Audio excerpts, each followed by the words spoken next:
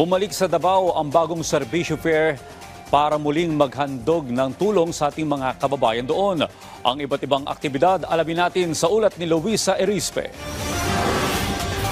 Aminado si Aling Fe na mahirap ang buhay ngayon dahil sa araw-araw na gastusin.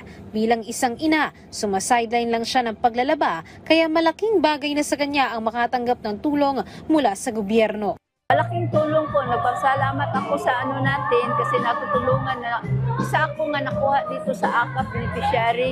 Si Nanay Noralie naman na isa ring person with disability ay may panawagan na sana tuloy-tuloy ang mga programa ng gobyerno na magbibigay sa kanila ng tulong. Sana sa ating Pangulo, hindi siya magbabago yung mga sinumpaan niya noon, gampanan niya lang, ganun lang. Tsaka i-priority niya siguro ang pagtulong ng mga taong mahihirap kagaya namin. Malaking tulong po ito sa amin, ma'am, kasi mahirap ang buhay ngayon. Pasalamat kami, may pabigas daw sila, may hindi ko pa alam, may pera daw na kunti. Salamat po, malaking tulong po ito sa amin. Sina Nanay Noralie at Fe, ilan lang sa mga Davaoenyong napili na maging benepisyaryo ng AKAP program sa Bagong Pilipinas Serbisyo Fair ngayong araw sa Davao City. Ito na ang ikatlong beses na nagpunta ang BPSF sa Davao Region pero ngayon lang ito tumuntong mismo sa Davao City. Kaya naman maaga pa lang napuno na ang University of Southeastern Philippines ng mga Davaoenyo. Umaabot sa 57 na programa at serbisyo ang hatid nito sa mga taga Davao. Mula ito sa 38 ahensya ng gobyerno. Mismong si House Speaker Martin Romualdez naman ang naglunsad nito sa ngalan ni Pangulong Ferdinand R. Marcos Jr. At kasama pa niya ang higit kumulang 200 kongresista at binigyang diin nila sa Bagong Pilipinas, walang Pilipinong maiiwan. Yun ang utos talaga ng ating mahal na presidente na ibaba ang gobyerno sa taong bayan. Lahat ng mga departamento, lahat ng sanga ng gobyerno na yan dito. Kaya ako, taus-pusang po talaga nagpapasalamat sa iyo, naglilingkod, nagsisilbi. Okay naman yung konting puyat. Basta masaya, basta lipay, basta happy ang mga tiga Davao. Yun po talaga ang gusto na natin makikita. Ang mga mambabatas naman, kahit ang Mindanao Development Authority, binigyan din ang kahalagahan ng programa. Pagdating sa serbisyo, pagdating sa ayuda, walang politika dapat.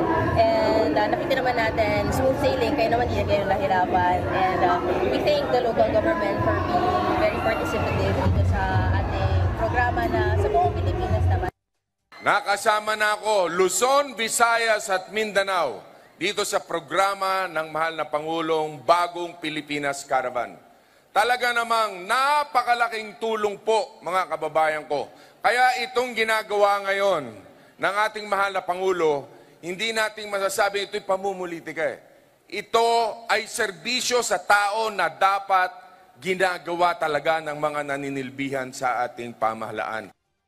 This shows that we can achieve this event.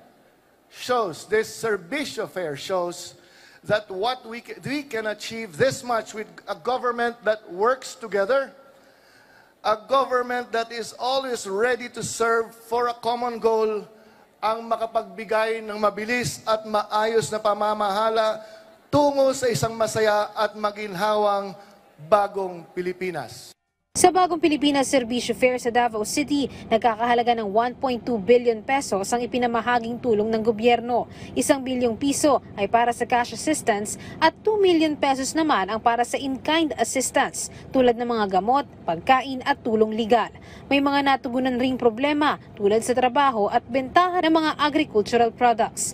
Target naman na benepisyaryo sa PPSF sa Davao City ay nasa 250,000 na mga Davaoenyos. At syempre, kasama rin naman dito ang mga nasa sektor ng poorest of the poor. Katunayan, may 300 street sweepers, street dwellers at mga nagtitinda sa bangketa na nabigyan din ng tig sa 10,000 pisong ayuda at 20 kilo ng bigas dahil din sa BPSF. Si Elmer naman na na-stroke, walang patid ang pasasalamat sa tinanggap nila. Maraming salamat sa gobyerno natin at sa mga programang katulad dito. Muli yan po ang ulat ni Luisa Erispe.